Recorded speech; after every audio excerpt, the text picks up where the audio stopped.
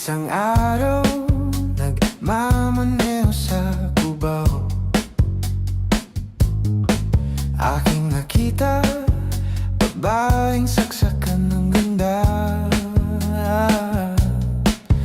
Sinundan ko ang kotseng sinasakyan niya. Hindi ko nakitang may dumarating pala. Hindi ko naiwasan, kami biglang nagkabanggaan.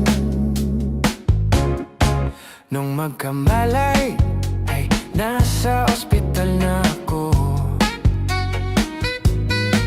Inasikaso ng doktor na pili ng nanay ko.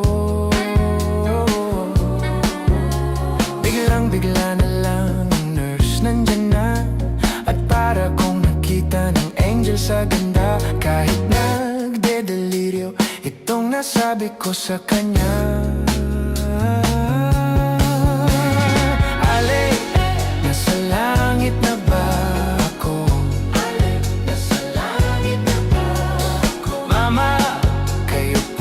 Si San Pedro, kayo ba si San Pedro? Okay lang sa akin kung ako'y dedo na. Basta't ikaw ang lagi kong kasama. Kaya ale, nasa langit na ba ako?